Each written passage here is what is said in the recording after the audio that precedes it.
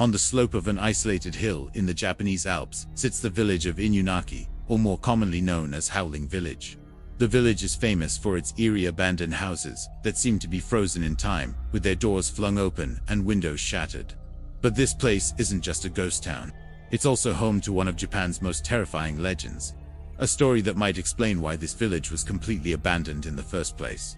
The village of Inuyama is located in the central mountains of Japan's northern island of Honshu. It sits on the upper reaches of the Fujinoki River at the base of the Tateyama Mountains and is only accessible by foot or bike along a narrow mountain road.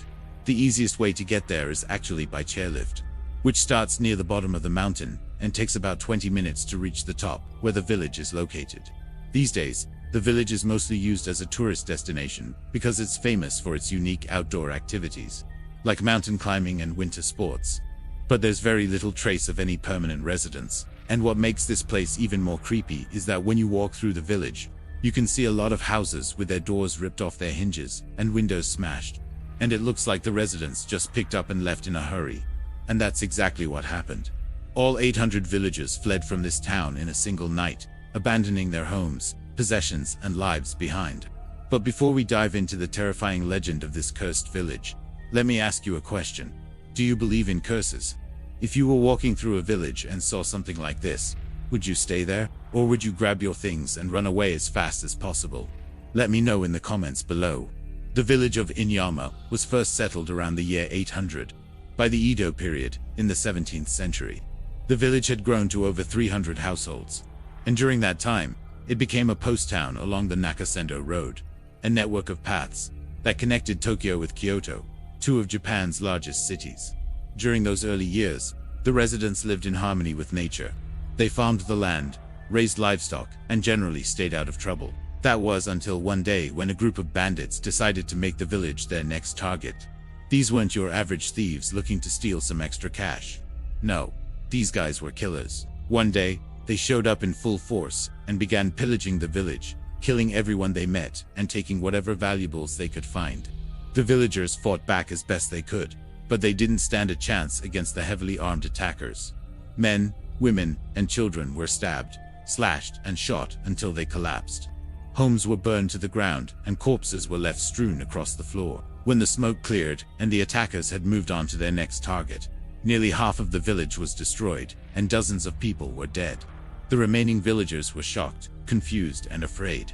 They'd never seen anything like this before, and they didn't know how to stop it. Some people suggested rebuilding and moving on, but others argued that the only way to escape the danger was to leave immediately.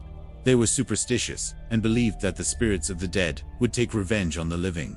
So the entire village packed up their belongings and headed to a safer location. But soon after, their luck took a turn for the worse. Wherever they went, strange and unexplainable things happened. Their crops withered and died. Livestock turned up dead without a single scratch on them, and children got sick and died within days.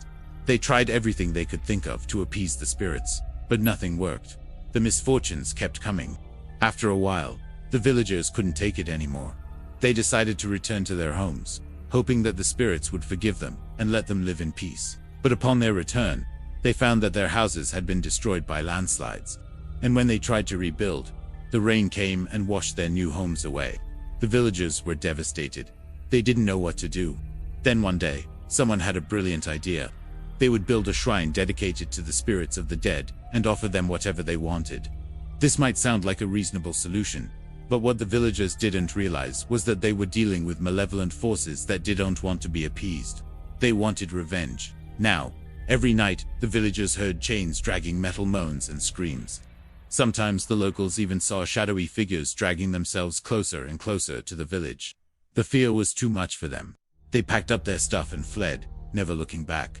Over the years, stories of the haunting have changed and evolved, adding more mystery and intrigue to the already spooky tale. Now, it's said that the only way to survive in Yoroi's village is to pretend to be dead yourself. Locals claim that if you go to the village and fake your own death, then the spirits will be appeased and you'll be able to live out the remainder of your life in peace. But if you try to leave, then the curse will catch up with you. However, if you do decide to take the risk and fake your own death, there are a few things that you need to know. First, you must be prepared to commit fully.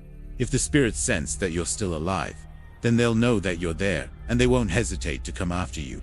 Second, you need to know how to properly fake your death. This means making it look like you died a horrible and painful death.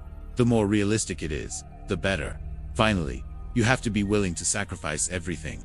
If the spirits do come after you, then you need to be ready to give up everything that's as important to you in order to escape.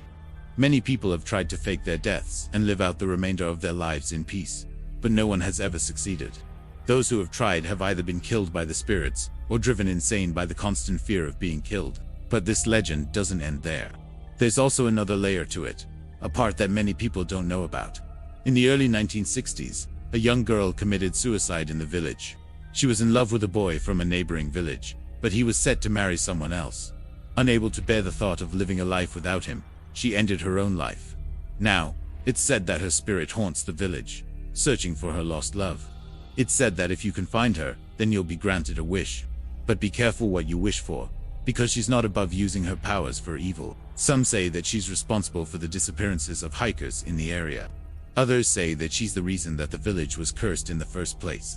One story goes that the girl's family built a shrine in her honor, but it wasn't done correctly.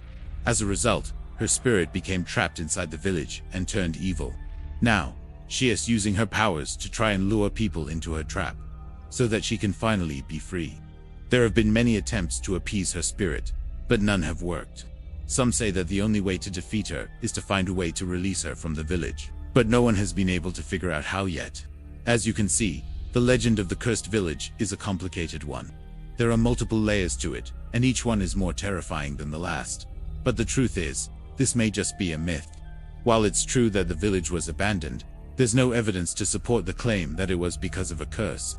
There are plenty of other reasons why a village might be abandoned, such as natural disasters, economic hardship, or war. What's more, there's no evidence to suggest that the girl's spirit is haunting the village either. While there have been reports of strange activity in the area, most of it can be explained away by natural phenomena or human activity. For example, the sound of chains dragging could be explained by the wind or animals in the trees. And the shadowy figures seen lurking around the village could be nothing more than hikers or hunters. However, despite the lack of evidence, people still believe in the curse. And that's what makes this story so fascinating. Human beings are naturally superstitious, and we've been telling stories about curses and hauntings for centuries. We love a good scare, and we're always looking for an explanation for the unknown. That's why stories like the legend of the cursed village continue to thrive. Even if there's no evidence to support them, people still believe because it has a comforting thought to know that there is a rational explanation for everything that happens. So whether or not you believe in the curse is up to you. But one thing is for sure, the legend of the cursed village is a fascinating story that has captured the imaginations of people all over the world. If you enjoyed this video, please leave a like and subscribe for more content. Thanks for watching.